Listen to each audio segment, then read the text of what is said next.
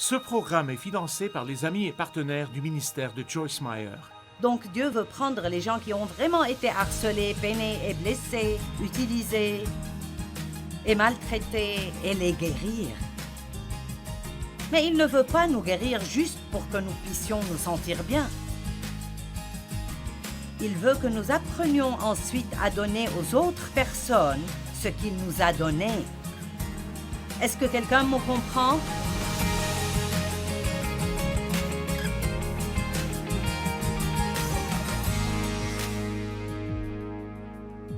Pour porter du fruit, il y a un petit quelque chose qui doit arriver.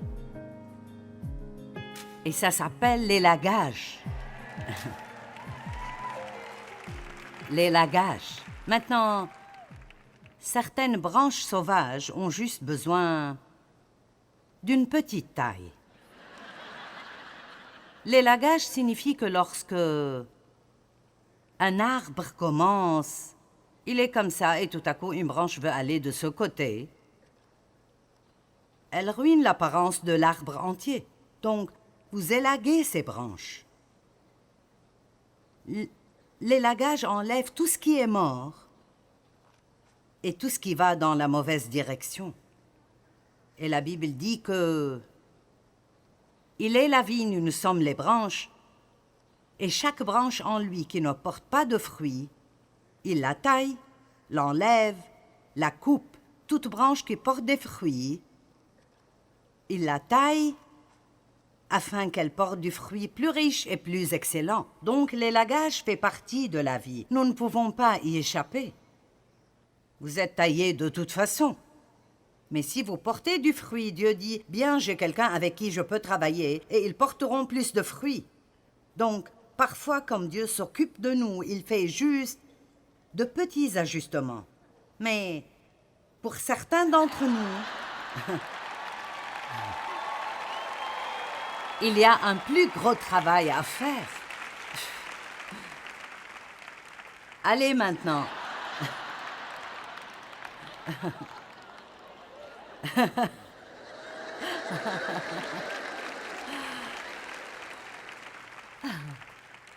Certains d'entre vous ont besoin d'acheter ça et le mettre quelque part sur le mur.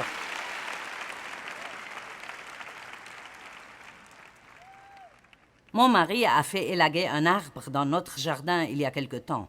Je veux dire, je savais que cela devait être fait, mais quand je suis rentrée du travail, je me suis tellement énervée quand j'ai vu cet arbre, parce qu'il n'y avait presque plus rien dessus. Allez, vous sentez-vous comme si vous étiez presque réduit à rien?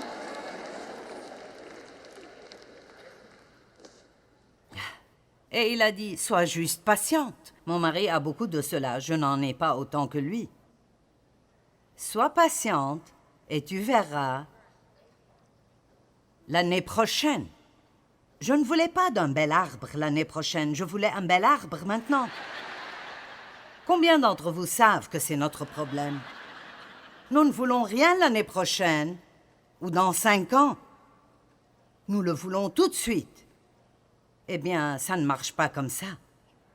Parfois, Dieu nous élague. Par exemple, ils disent, comme, disons, un pommier, un bon agriculteur ou un spécialiste en la matière, s'ils sont vraiment bons, la première année, l'arbre porte des fruits très petits. Ils vont les tailler. L'année prochaine, ils sont un peu plus gros. Ils les taillent aussi. Et s'ils sont patients, et ils ne laissent pas les pommiers porter du fruit les 2 premières années, alors ils grandiront et porteront des fruits vraiment magnifiques. Allez, certains d'entre vous, vous êtes où je suis. Vous me suivez? Quand Dieu m'a appelé à enseigner, je pensais que je me lèverais le lendemain pour aller partout dans le monde. Je sentais que Dieu m'a dit, « Tu vas aller partout dans le monde et enseigner ma parole. » Eh bien, je ne savais pas que ça signifiait des années plus tard. Beaucoup d'entre nous, Dieu nous a appelés à faire quelque chose, mais nous ne voulons pas nous calmer et le laisser nous préparer. Allez, je parle à quelqu'un. Nous ne voulons pas nous calmer et le laisser nous préparer pour les choses qu'il nous a appelés à faire. Vous savez, c'est intéressant. David a été oint pour être roi 20 ans avant de porter la couronne. Salut! 20 ans avant de porter la couronne. Quand Dieu met quelque chose dans votre cœur, vous le verrez arriver. Vous le verrez. Et waouh! Mais ça commencera comme une petite pomme brillante qui apparaît sur un arbre. Et Dieu viendra et enlèvera ce fruit et dira « pas encore ». Et bien sûr, l'année suivante, nous avions un arbre magnifique dans le jardin. Et Dieu nous aime tellement qu'il nous enlèvera des choses qui sont devenues banales pour nous.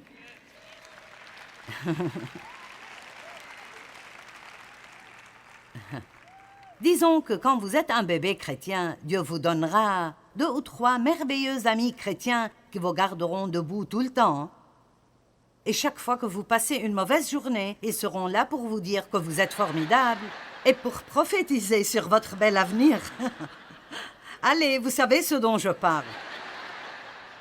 Et puis, ce qui se passe, c'est que vous vous appuyez trop sur eux et vous ne vous appuyez pas assez sur Dieu.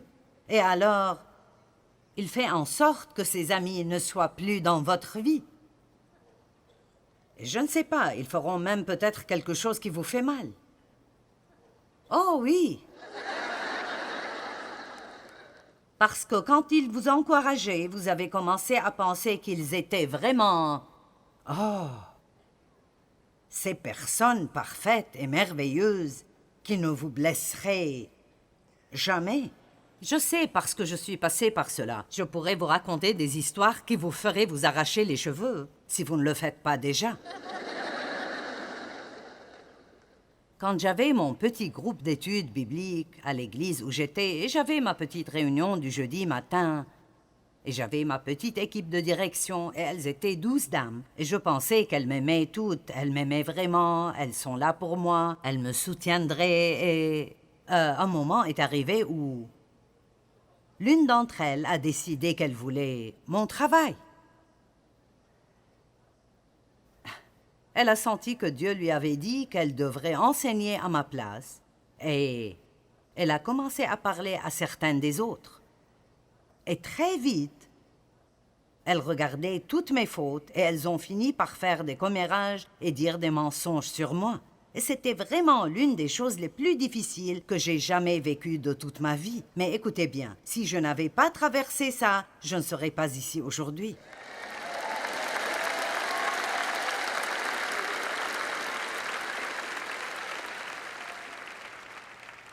Pourquoi? Parce que je leur faisais trop confiance. J'avais placé trop de confiance en elles. Et Dieu vous aime assez, et ne vous méprenez pas sur ce que je vais dire, mais Dieu vous aime suffisamment pour laisser quelque chose se produire dans votre vie qui vous fera du mal pendant un certain temps parce que c'est supposé faire de vous une meilleure personne à long terme.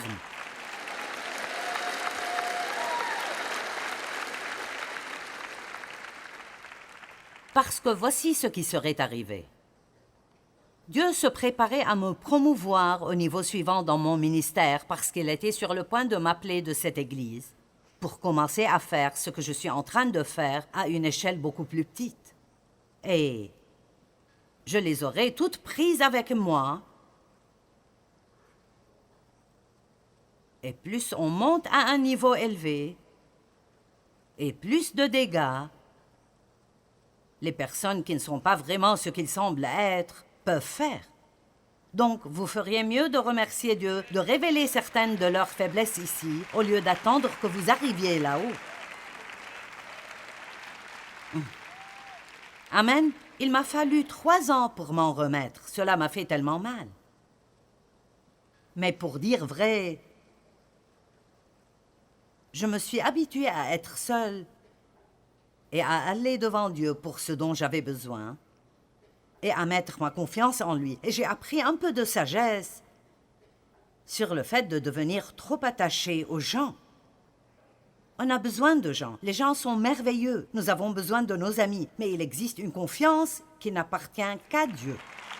Et quand vous commencez à la donner à quelqu'un d'autre, ça reviendra pour vous mordre.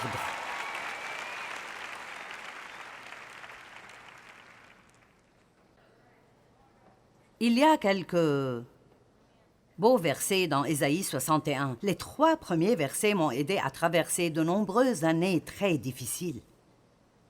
Et je voudrais juste prendre le temps de les lire parce que nous revenons à ce concept de porter du fruit. Ésaïe 61, 1 à 3. L'Esprit du Seigneur, l'Éternel, est sur moi, car l'Éternel m'a oint pour porter de bonnes nouvelles aux humbles et malheureux.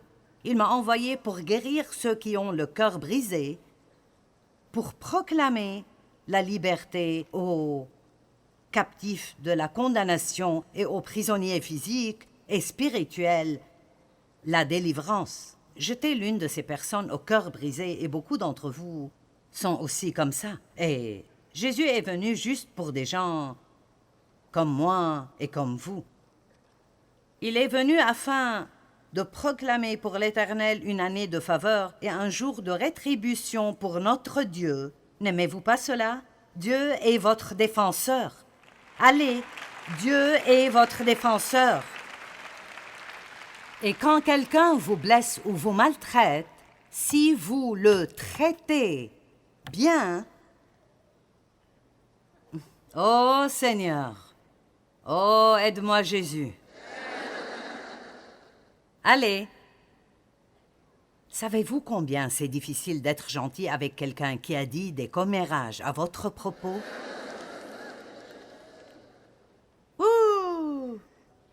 C'est là que j'ai besoin de ces gros sécateurs.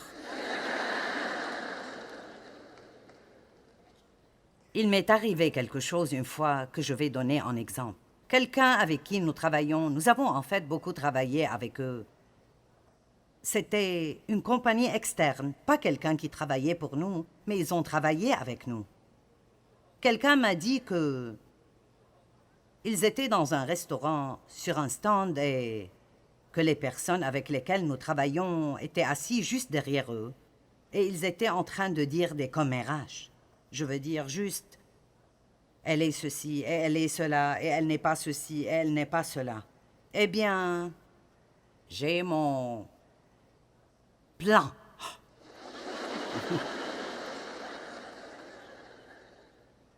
Eh bien, nous ne travaillerons plus avec eux à partir de demain. Et je vais leur dire ceci, et je vais leur dire cela, et je vais, et je vais, et je vais, et je vais. Et Dieu m'a dit, non, je vais te dire ce que tu vas faire. Tu vas prier pour eux et leur envoyer un cadeau.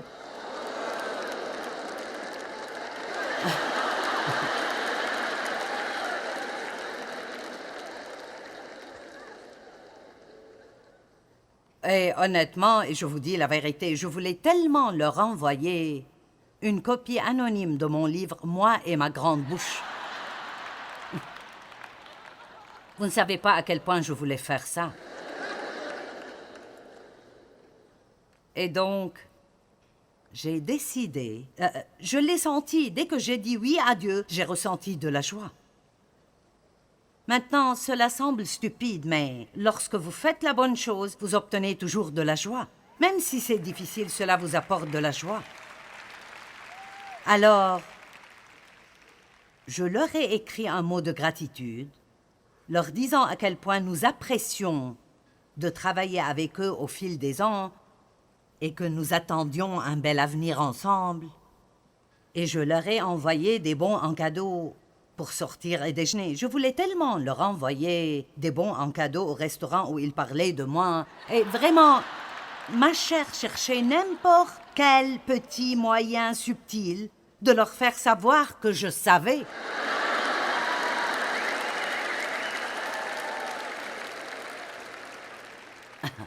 Eh bien, si je vais être aussi bonne, Je veux qu'ils sachent que je sais ce qu'ils ont fait et que je suis gentille de toute façon.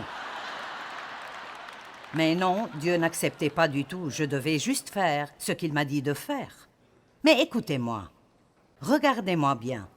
Au moment où j'ai fait cela, j'étais libre.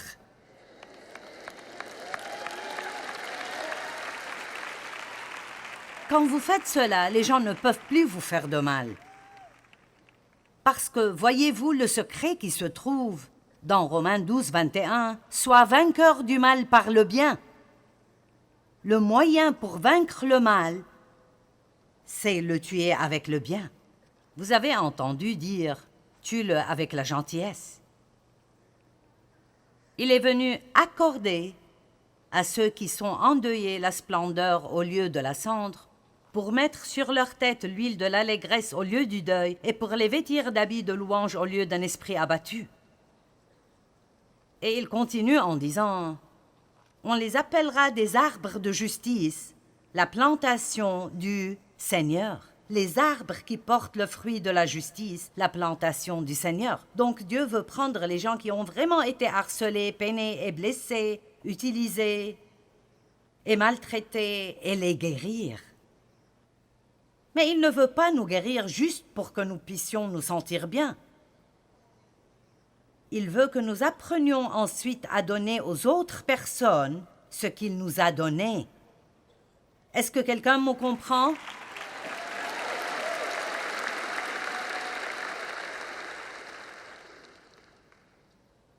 Ne méprisez pas le châtiment de Dieu.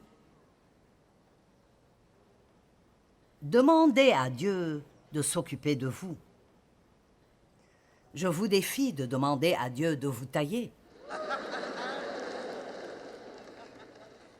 Vous pouvez lui demander de commencer par les plus petits. Pourquoi pas une petite coupe ici et là, Seigneur? Rien des grandes choses. Vous savez ce que je veux dire quand je dis « Dieu doit couper les choses mortes de notre vie ». D'accord, dans beaucoup de choses,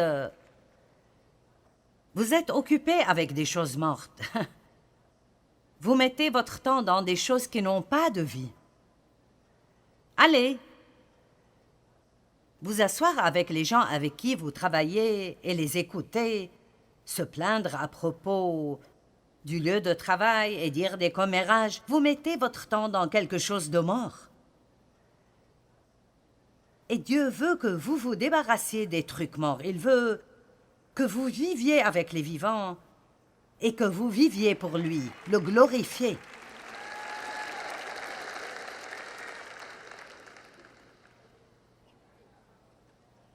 Dieu a quelque chose de merveilleux qu'il veut faire dans toutes nos vies. Mais nous devons nous enraciner en lui. Nous ne sommes pas guéris juste pour être guéris. Nous sommes guéris pour pouvoir aider les autres. Je sais que ce que je fais rend le diable tellement en colère qu'il ne peut plus le supporter. Si vous pensez que l'ennemi vient après vous, essayez de prendre ma place.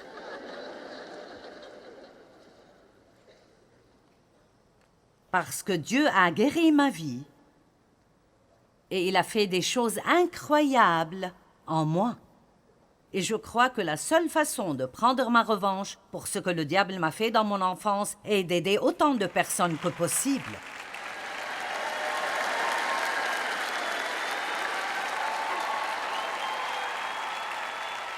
Ainsi, au lieu de ne rien faire et d'être amer le reste de votre vie parce que vous avez mal commencé, c'est bien plus important comment vous finissez.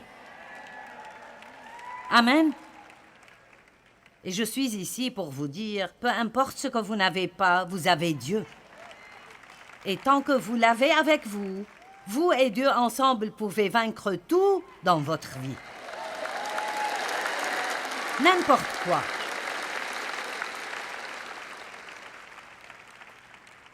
Dieu a un bon plan pour chacun d'entre vous. Personne ne se trouve dans une fosse si profonde que Dieu ne peut y pénétrer et vous en sortir. Personne n'a tellement péché qu'il ne peut pas être pardonné. Écoutez-moi aujourd'hui. Je ne prêche pas seulement pour tout le monde ici. Jésus vous parle à vous ce matin. Et il veut que vous sachiez qu'il est le Dieu des nouveaux départs et le Dieu des nouveaux commencements. Lâchez tout ce qui est passé et commencez à nouveau aujourd'hui. C'est là le jour que l'Éternel a fait. Vivons-le dans la joie. Ne passez pas aujourd'hui en étant déprimé par rapport à hier. Amen. Soyez un arbre qui porte le fruit de la justice. Décidez aujourd'hui que vous allez commencer à prier différentes sortes de prières et pas seulement « Dieu, donne-moi, donne-moi, donne-moi, donne-moi ». J'ai besoin de toi pour... Non, priez pour que Dieu vous montre quelqu'un pour qui vous pouvez être une bénédiction. Commencez à la pause du déjeuner. Peut-être verrez-vous quelqu'un qui semble aller mal ou... Utilisez un peu de discernement. Peut-être qu'il y a quelqu'un chez qui vous pourrez aller pour l'encourager et l'élever. Peut-être que vous pourriez acheter un livre pour quelqu'un, acheter 4 ou 5 livres, chercher des gens à qui les donner. Pourquoi rigolez-vous? Je suis sérieuse.